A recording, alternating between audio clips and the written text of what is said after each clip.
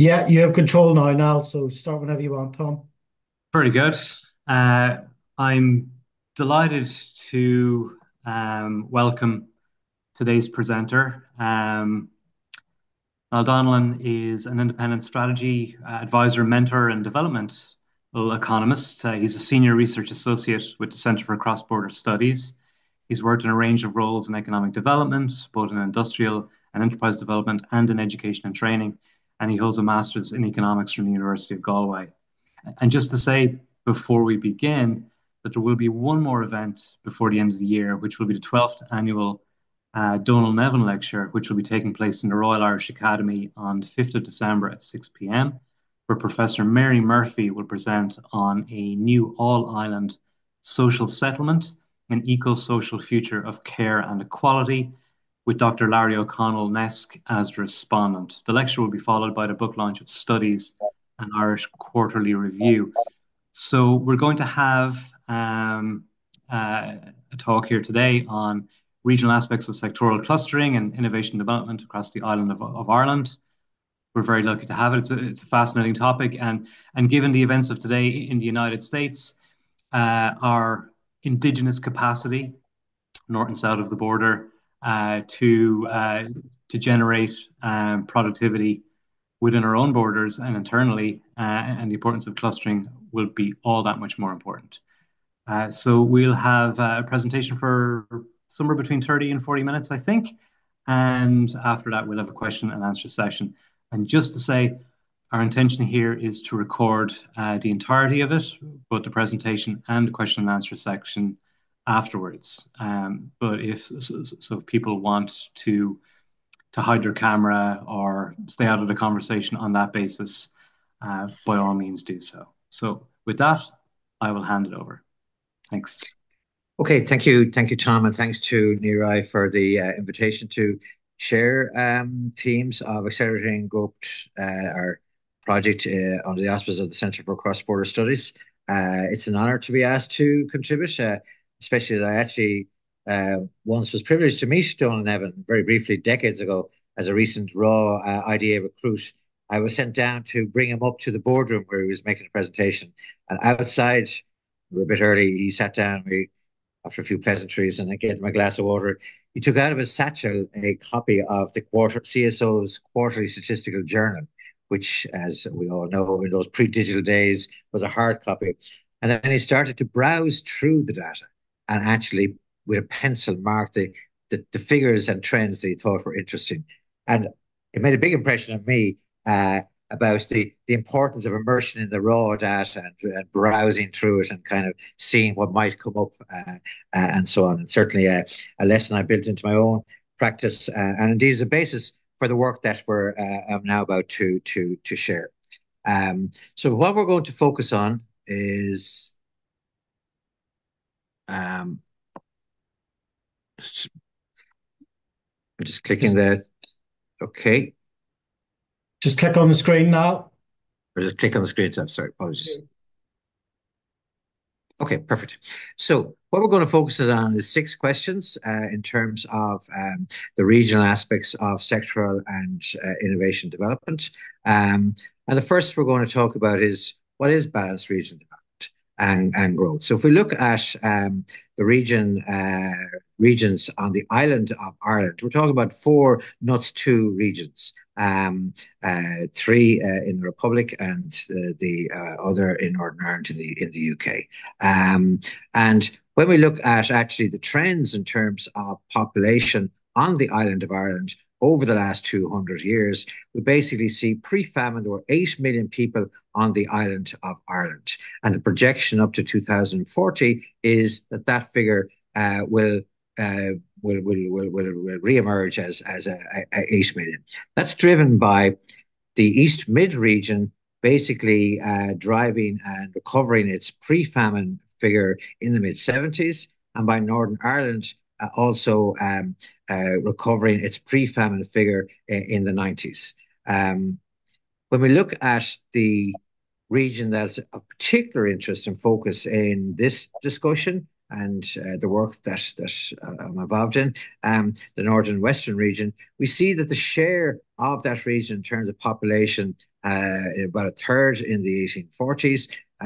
200 years later, will be in the order of about 18, 17%. That's kind of been a slide, if you like, through the century and a half up to 2000, and then kind of stabilized over the period, the first 20 years or so, and then a slight, somewhat of a dip. Now, obviously, that region has also got challenges in terms of income generation, productivity, structure of population in terms of percentage of dependency, and so on. So, to the extent that, from a European Union point of view, it's defined as a lagging region. And it's a region in transition, which uniquely is a region in transition backward. Uh, uh, so, uh, so then the question becomes, from a policy point of view, the National Planning Framework draft basically talks about turning around this region to better achieve its potential.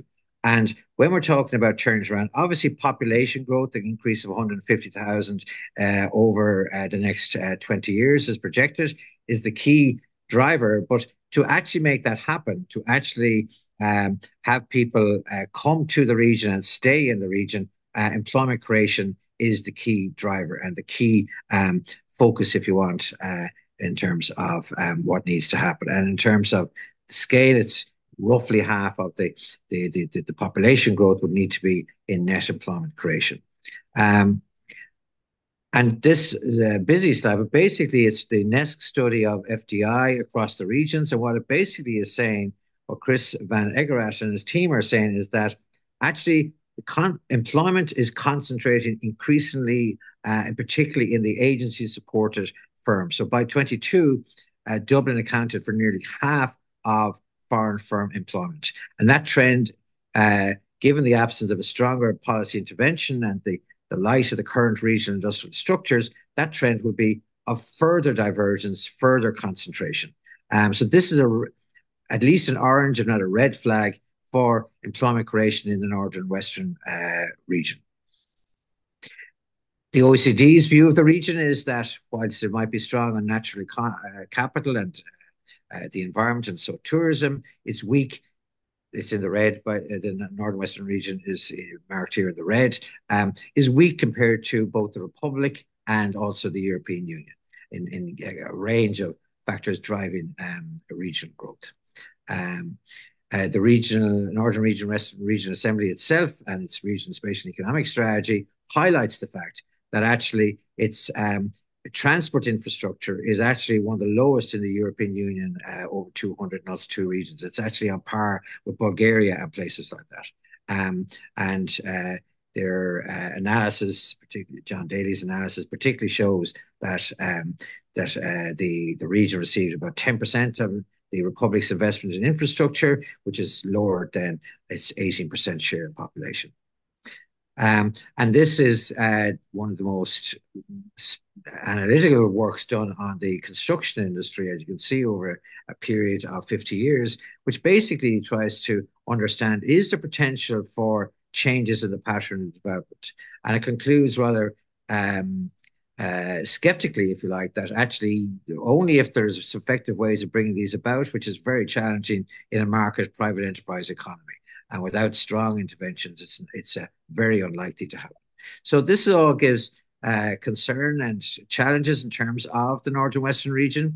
What this is here is the European Commission ranks regional ecosystems, and this scores. And what this is both the Republic of Ireland and the UK's region scores according to the European Union in terms of its competitiveness, and both 2021 and in 2017. And the one on the right is the Northern Western region. As you can see, it's the lowest. Even more interestingly, it is actually declining over the period 17 to 21. The black bar at the top shows you the level in 2017, and the green underneath it is actually in 2021. That's in contrast to European average in terms of its regions, where it actually has shown a strong growth. The black bar above the black bar shows the growth between 2017 and 21 for the averages of the European Union regions. On the island, if we look at the green, we're looking at the eastern middle region, which is obviously the strongest in the Republic, and also then followed by the southern region. But what we also see is actually in both regions, they're actually declining in their competitiveness compared to in 17. So 2017 bar, if you like, is above the 2021 performance. The only region of the island of Ireland that actually is improving its performance from this perspective is actually Northern Ireland, and it has actually gained significantly over those 4 years. Over the rest of the UK, you see all regions either static or actually making gains, particularly in Wales. So this, if you like, is a kind of a backdrop to the challenge in terms of how can we actually ensure population growth driven by employment growth to actually ensure the region at least maintains its share, if not balance population as well as employment and income and so on. So it's critical that we look at what are the drivers. And the key driver, actually, this is from the NESC study, again, for 2023. And again, Chris Van Eggert and his team concluded that this is a central conclusion for regional growth. It's the sector mix per se, more than nationality mix, i.e. IDA or EI or overseas or indigenous companies, which is the main impact on regional growth performance in terms of employment. And this leads us into the next theme, if you like, and question, which is what is sectoral clustering and does it matter? In a sense, we already shared that, yes, it does matter, but we need to understand what is it and how we influence it. Okay. The next, so just what is sectoral clustering? And you hear sectoral clustering talked about a lot, but actually with a lot of different meanings. But really, there are three meanings that we need to understand. First of all, concentration, where you have spatial grouping of companies in a particular locality, and they're just a statistically group of companies located in the same place. There's no connection of note between them as such, and there's no great policy focus on them. The second, conglomeration, is where same kind of statistical spatial grouping of companies with no few close connections, but now policy has a very strong focus on them, and you see basically sector-specific investment in education, training, services for that sector. For example, University of Galway pivoting towards medtech as a core of its educational offer about 10 years ago. That's a classic move under conglomeration. And then finally, then a small number of companies, typically in these clusters, may do joint business development. Again, our interest here is particularly in the conglomeration, concentration, conglomeration definitions, if you like, okay, and how concentrated clusters evolve into conglomerations. Okay. So when we look at the European Union study of clusters, they identify a full range of clusters right throughout and beyond the European Union, including the UK, and they conclude the really strong conclusion is that clusters, companies in clusters, on average have 25% higher productivity.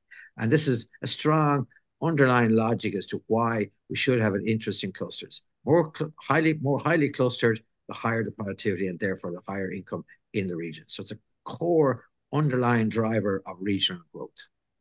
Ireland, as in the island of Ireland, according to this study, also has 40 clusters. About half of them in the Eastern Midlands region, and then 11 in Northern Ireland, 8 in the Southern region, and up to 4 in the Northern and Western region. And then when we, again, just standing back on trying to understand what clustering do we have on the island of Ireland, we need to understand that actually within each sector globally, there tends to be globally influential hubs. So for ICT, you'll have Silicon Valley, Cambridge and Boston, life sciences, and so on. And that there then are a range of networks of significant spokes to such global hubs, right through that feed into Colorado,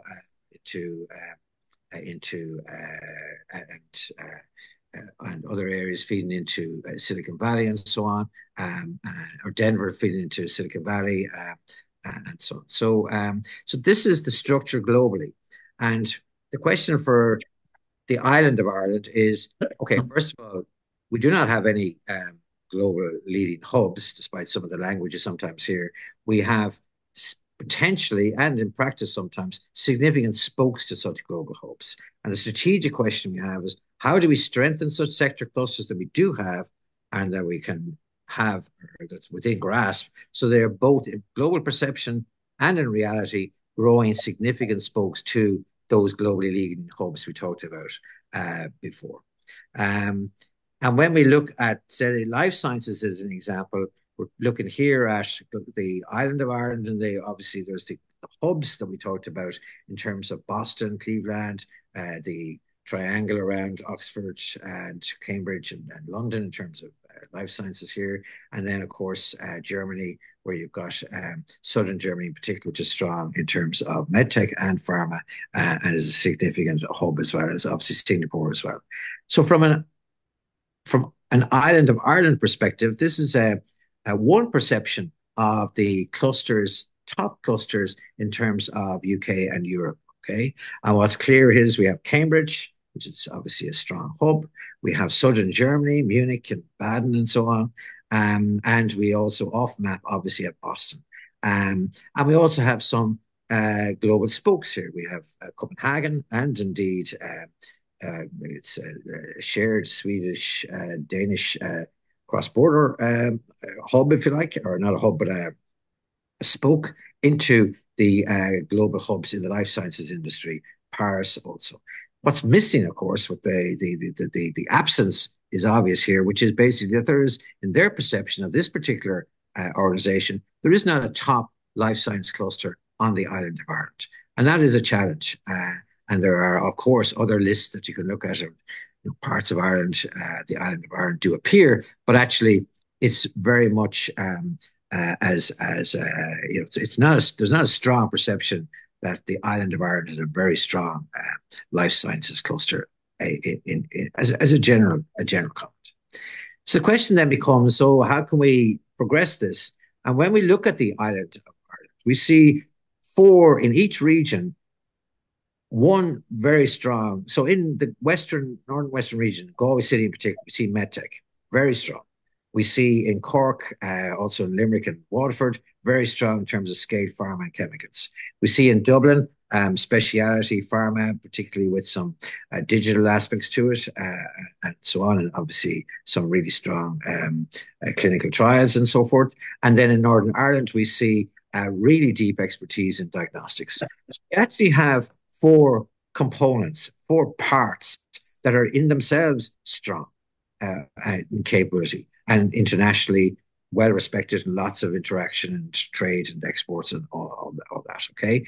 But what the question is there potential to bring these together and build synergies through, for example, connected health, digitalization, and other aspects, personalized medicine, so that the whole of this, that it becomes a whole of the sophisticated life sciences, which is a global spoke, which is more than the sum of the four highly competitive parts. So the whole is more than the sum of the parts. That's the challenge, and that's the opportunity, and it's the challenge. And that then shapes and evolves a global spoke that can actually be seen as internationally and recognized internationally as connected into the global hubs in the life sciences sector. So that's kind of, and then the context of policy is that we need to see that there's a number of interlinked and moving parts that make up the whole of a system of cluster development.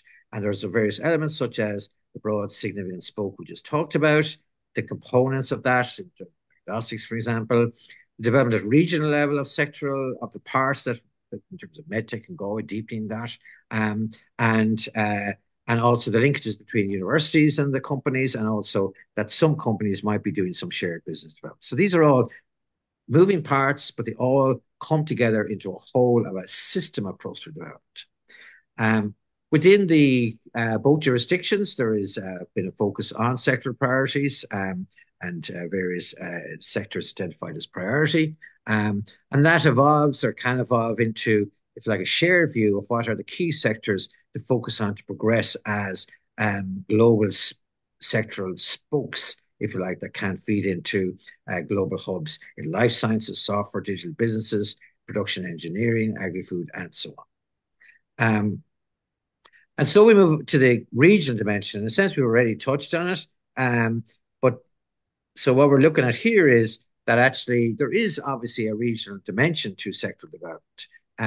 In most regions, sorry, in most sectors, there is a strong regional presence in one region, as we've already seen, medtech in Galway, and in other regions, there's other parts of the sector.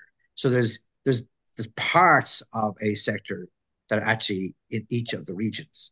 And then there's opportunities to build on the synergies and linkages within the sector between the regions, and so making the whole greater than the parts, and with the shared sector-specific investments and networks and so on. Example of that would be shared island, shared research agenda, and program, which has put in significant funding into some linking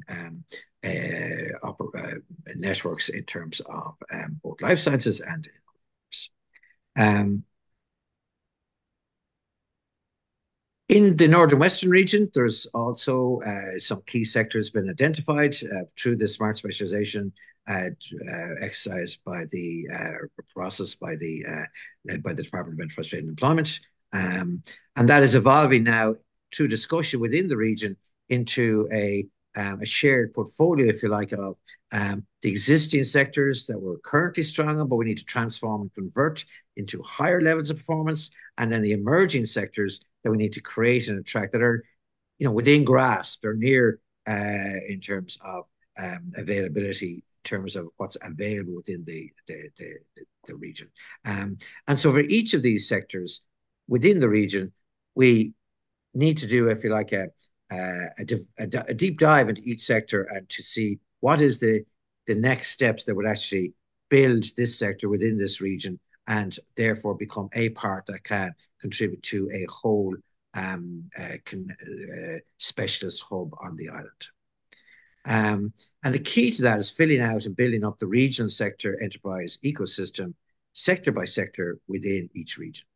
So this is an example of, it's a map, if you like, of medtech in the Northern Western region. As you can see, what we have here primarily is the group of companies. It's some large companies, overseas companies, some large companies that have come out of the Irish pool of companies, some existing international Irish origin companies such as Aerogen, a range of depth of innovative SMEs, scaling companies, and a range of micro businesses in a whole range of specialist areas. And then obviously the whole spin-outs coming out of University of Galway and so forth. So this is, if you like, the company structure. And again, we need to understand at a granular level the company structure. It's not just medtech companies. It's actually companies that play different roles within that sector, within that region. And then there's obviously a SWOT that we can do. In this case, digitalization are challenges, supply talent are challenges, and so forth. And then there's an action in terms of the drivers and the levers that we can use the development plan for this sector in this region, medtech in the Northwestern region. And in that particular case, we're talking about some wet labs, talking about building up the supplier network, strengthening Curum, which is the SFI tech center for medtech, linkages within the region, and then some more interdisciplinary work, particularly digitalization with Insight, working more closely with Curum and so on. So this is all granular, what could be called the knitting that needs to be done at a regional level to develop a sector in that region and to progress it up to a higher level of performance. To do that involves a lot of players. This is a map, if you want, of the players that are involved in the enterprise space within the Republic of Ireland and within particularly the Northern Western region. And as you can see, there's a lot of people, bodies working at different levels, different specific roles, and reporting, particularly important, reporting into different departments. So what this needs is to drive regional development. This needs we need to come together and focus on a series of shared goals, shared implementation program, and so on in the different areas of responsibility and delivery. And that involves polycentric approach in terms of working across silos and also up and down different levels. And for those who I know maybe join us who are really interested in this work in theory as well as in practice, I would recommend or point out that we were actually learning from Eleanor Ostrom, who is the first female Nobel Economics Prize winner, and her work on how administrative systems and community systems actually work together across silos and up and down between different levels. And this is really the key to actually making the regional development work, which I have talked about earlier, work. And obviously, it needs to be understood and supported by, and indeed participated in by the centre as well as the bodies within the region, by the central bodies as well as the bodies within the region. Obviously, funding is important in both jurisdictions. There's significant funding aimed at regional development, and there's indeed lessons that can be learned from both models, if you like, that are various models involved that are there. So moving to the third question, or sorry, the next question, which is the regional dimension in innovation. And if we look at the Republic of Ireland, its key policy on innovation, Impact 2030, its key deliverable metric, if you like, is in the area of total researcher staff in per as a percentage of the total in private sector employment. And what we're looking at here is that the target is set at going from 10 per thousand to 15 per thousand, i.e. going from 1% to 1.5%. And as you can see, Ireland is basically progressing to some extent, but has stalled actually in recent years. More relevantly from this discussion is actually looking at the spread of research staff. This is in private sector now, okay? The headcount in research staff, both PhD researchers, other researchers, technicians, and support staff. And we see bottom of the page there, all islands, over 50,000 such research staff on the island. There's over 22,000 in the eastern region. There's just under 19,000 in Northern Ireland. There's just under 7,000 in southern region, and there's 3,500, just over 3,500 in northern western region. And the key question is, okay, so how does that shape up against the target, if you like, of 1% or 1.5%? And what we see is that Eastern Midland region is 2%, Northern Ireland is 2%, and then the other two regions, Southern region and Northern Western region, are 1%. Indeed, in the Northern Western region, we're actually seeing a decrease in the actual number of absolute staff involved in private sector R&D staff members. So this is clearly challenging from the point of view of the Northern Western region in particular, because this is about future jobs. This is about research leading to future jobs in different ways. And so it's an important and key challenge that we have in this region, or in the Northern Western region. So to look at the academic side, we've just been talking about the business side. Now, look at the academic side, we again see quite intensive concentration. This is so there's about 100 subject areas in the academic universities in both Republic and Northern Ireland that actually have made the top 200 global lists, if you like, according to QS back in 2021, I think. And as we see, 70 of them are in the East Mid region, driven particularly by Trinity and UCD. And then there are Northern Ireland's 14, particularly in Queens, and then Southern Region 11, and UCC in particular, and then Northwestern region has 3, which is in University of Galway. And then last, just to comment on the other aspect of innovation, again, a key aspect of the enterprise structure in any region is the percentage of employment that actually are in this micros and smaller businesses. By smaller businesses, I mean companies that are employing less than 20 people. So self-employed, micros up to 10, and less than 20 people. Over the whole republic, they are basically 1 in 3 private sector employees outside of farmers are actually employed in this category of companies. So it's very significant. It's hugely significant in the Northwest region, particularly as you go outside Galway City and up towards up towards Mayo and the rest of the Northwest and indeed the border counties. It's nearly half of the private sector employees are actually involved in these smaller companies. And typically they tend to they vary in terms of productivity and innovation, but typically they're low, tend to be lower in terms of innovation, lower in terms of productivity, and so on. But the interesting question and challenge is, can we actually increase the productivity and innovation levels of these companies? And actually, there's 2 studies. The one from Queen's, which talks about the relationship between innovation investment in these companies and productivity, and it sees a positive relationship. In other words, if you do invest in their innovation capability, they do increase productivity, which is obviously both important and reassuring.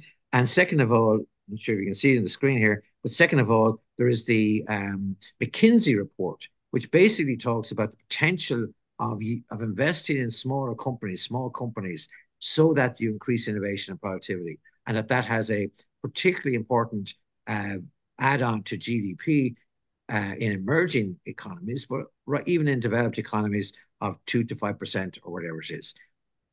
Bottom line is, this is a critical part of the innovation and business structure that is rarely particularly focused on from a policy point of view, or not in the, it has a focus obviously from a policy point of view, but it hasn't got the high enough focus from a policy point of view, might be the key question in the context of both their presence and also in terms of their their their their possible impact. So, what can our place do to actually improve our growth? And to paraphrase John Donne, no place is an island, and all places are connected with each other, and scale and proximity do matter. So, if we look at one location, that picking out Sligo, as in all communities, the question is, what does this all mean for our community? And so let's just looking at Sligo, we have to look to understand that answer to that question is, how do we progress our growth, if you like, given all the various factors we talked about. There are 3 questions we need to ask: is where's our place in the global sector value chains we just talked about? Where's our place in this global spatial hierarchy? And what's the practical strategic actions our place can do? What agency power do we have to make that happen? And so in the case of Sligo, there is, if you look at the sectors that Sligo town and county have, and there's regional hubs, so it includes Leitrim and some other parts. Basically, you're looking at some key sectors that we already have and some emerging sectors that we could have. So that's, if you like, an agenda. That's where we fit, if you like, on the global sector value chain, and that's the kind of thing we could actually improve it. Obviously, reinforced by the skills required for that, both in a specific sense in terms of engineering, but also more basic AI and so forth, but also reinforced and built on a lifelong learning and nurturing culture, which is essential in terms of developing skills and people capable of the various levels of skills we need. In terms then of where's our place in the global spatial hierarchy, obviously there's a hierarchy. It goes from large global cities right down to islands and so on, and each place has its role in terms of interaction with each different levels and with each other, and a particular contribution to the services in the region, so, broadly, and economies and so on, and globally. And Sligo is bigger regional town. It's got 20,000 population roughly, like Enniskillen and Omagh, Cavan as the equivalent towns, if you like, in the region. And then the question is, how do we build and leverage that scale through spatial linkages and alliances? And in the case of Sligo, under Project 2040, it's been identified as a Sligo Regional Growth Hub. And that is, when we're talking about that, we mean Sligo town, 20,000 people, Sligo counties, 80,000 people, and there's Leitrim, and then there's southern Donegal, below the Barron Gap, and then some of North Mayo and some of North Roscommon. And so that is, if you like, is starting to, if you like, leverage scale. But actually, when you look at For example, the 2013 Northern Ireland Regional Development Strategy, they talk about links potential between Enniskillen and Sligo. And so we have the seed of what could be called, connections and potential cooperations between Sligo, the Sligo Growth Hub, and Fermanagh Oma as the ingredients, if you want, for a northwest mid-lower region. And that, if you like, allows a scale, a much more significant scale of nearly 250,000 people that can avail of scale economies, networks, and synergies. So it's actually able to add to the overall whole, if you like, in terms of economic activity and therefore jobs and so forth, and also avoid being out of sight and out of mind from a policy point of view. The rail review is a question and point. We're both sides of both in both jurisdictions. These parts of the northwest, mid lower northwest, were left off the list to support and boost mutual economic and social growth. And then the last question for any place is, well, what control do we have? Is it not all going to be decided in Belfast, in Dublin, in London, in Brussels? And actually, obviously, there's different levels of agency we have. We have control over certain things, our values of pride and our place and so forth, our ability to work together, openness to external interactions, and our ability to develop strategy together. We have leverage in terms of being able to spend on, say, smaller enterprises or develop the local education system, and also accessing networks such as the larger companies, SME networks, and so forth. We can educate in terms of leadership training. We can influence, obviously, in terms of getting other bodies to provide investment, lobbying, and so forth. And that's a key part of most regions. And obviously support policies and trends that benefit the region. Remote working is an example and point. And then learn from what's happening on a global scale, understand it, and learn from it in terms of opportunities and challenges. So the last question then is, what might be emerging as a spatial network on the island of Ireland? And this leads us back to the sectoral clustering and the analysis of that, and the OECD or the European Union analysis of that, and looking at the 3,000 clusters. What they see is that population size matters, okay, up to a point.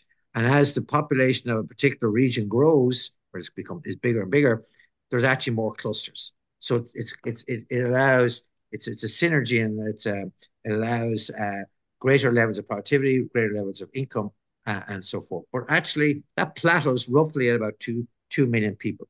So taking that 2 million broadly people, the question becomes, what does that mean for the island of Ireland?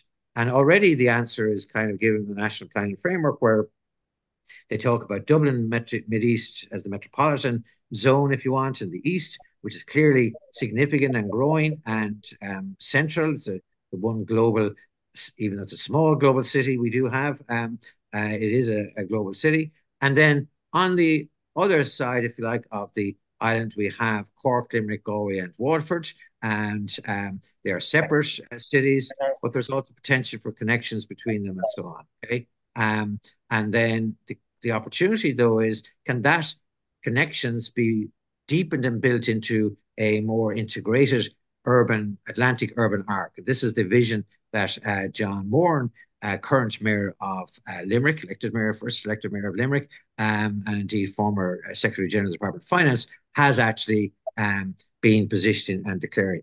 That, of course, is great for those people most living in the south of the island, but below the Dublin-Galway line. But then the question is, well, what about the rest of us who are in the northern part of the island, northern western region, and in Northern Ireland? And the question then is there a potential for a third city region, which basically links together Belfast and its metropolis? Derry, Donegal is emerging as a northwest city region, and the other key cities such as Sligo and Enniskillen and Oma, and obviously the other areas, Dundalk and Newry and so on. But this is a potential. It may or may not evolve, but the question is it potentially possible? And if it is this what we're looking at when we talk about a balanced regional development across the island of Ireland? We certainly are seeing already the great metropolis of Dublin that's existing, potentially emerging, or emerging is Waterford, Cork, Limerick, Galway is a counterbalance to that. And then possible potential is the third northern network, I would put it as distinct from an actual conglomeration. Um, so that kind of concludes the presentation. It's about accelerating growth in terms of understanding the drivers of growth. Direction of travel is, if you like, looking at an overall series of levers that include targeting selected sectors. We just talked in detail about that. Understanding the range of individual businesses. Already, it's another aspect of it. Obviously, understanding, ensuring a competitive business environment. There's a lot of work done on that to the various bodies at regional and at jurisdiction level. Invest in local innovation and prioritizing innovation really is a critical part of it. That's, if you like, also needs to be further, more deeply understood. And last, but by absolutely no means least, progress best in class lifelong learning and nurturing system. We must understand that the OECD's skills scoreboard rates both the Republic and Northern Ireland as average in terms of its skills systems compared to Finland and Sweden and New Zealand, which are best in class. So this is a major need to understand more and to do more about. So last but by no means least, then, underpinning all of this, the human factor. And this is actually the Nordic, written by Lenny Rachel Anderson and Thomas Bergman. This is the Nordic secret about what exactly actually is behind the success of the four Nordic